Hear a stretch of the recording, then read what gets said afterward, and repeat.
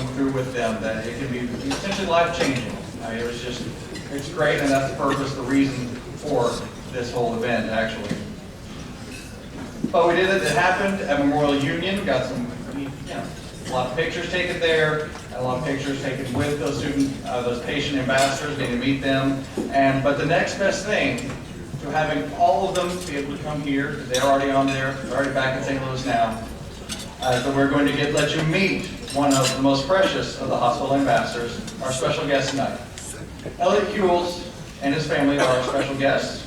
And Elliot, you can come up and say a few words. But in the meantime, please help me welcome Elliot and his family.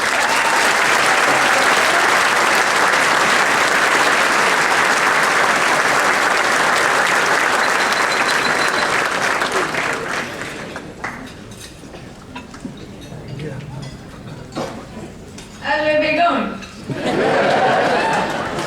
Dinner was good, wasn't it?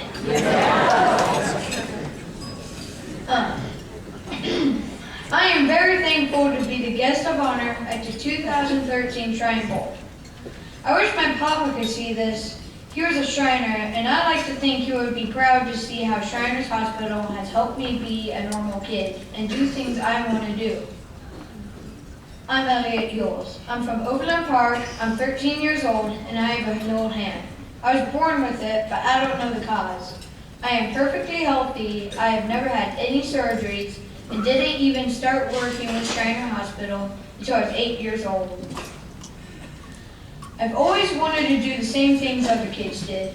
I have been able to adjust to having a little hand of my own for the most part. My parents told me I never had a problem crawling or catching a ball when I was a toddler. I played one season of coach pitch baseball when I was 6. I've always loved to play video games, which can be a bit tricky with the left side of controls. Things got to be more challenging when I was around 8 years old. I wanted to play hockey after watching the high school teams practice. Being a guitar hero master, I wanted to play a real guitar. I was tired of wearing Velcro strap shoes, and I wanted to know about other kids with little hands like mine. My parents signed me up for skating and hockey lessons, and I played my first real hockey season just before turning 8. Keeping the glove on and controlling the stick was a problem. My parents strapped the stick and glove to my arm using a long bandage, and it wasn't very comfortable, and my parents were concerned about safety since there was no way for me to drop the stick if I needed to. Then came the article in USA Hockey Magazine about Joe Rogers, a goalie given a scholarship to Notre Dame who also had a little hand. It was cool to see someone with a little hand doing something I like to do. My dad got in touch with Joe to find out how he dealt with the glove. Joe pointed us to Shriners Hospital.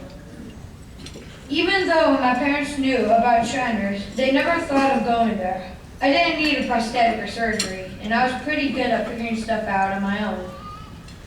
After talking to Joe, my dad made a call and filled out the paperwork to get me accepted as a Shriners patient. I was a little scared on the first visit. I kept thinking they were going to give me a robot hand or something. Once I got to the occupational therapy department, it got a lot less scary. My OT, Ellen King, was so interested and excited about helping me out, she spent hours working on the design. Talking to Joe on the phone and sending stuff to the shop for fabrication. By the end of it, I had a custom-made hockey glove that allowed me to hold and control the stick if I needed to. Working with the OT department gave my dad ideas on how he could make adaptations, using stuff from around the house and the ideas from OT. My dad made a special guitar pick.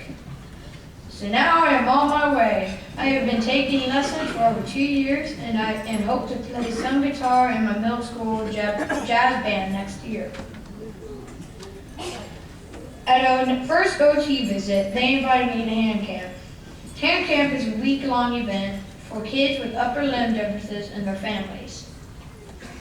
Excuse me, sorry, my bad.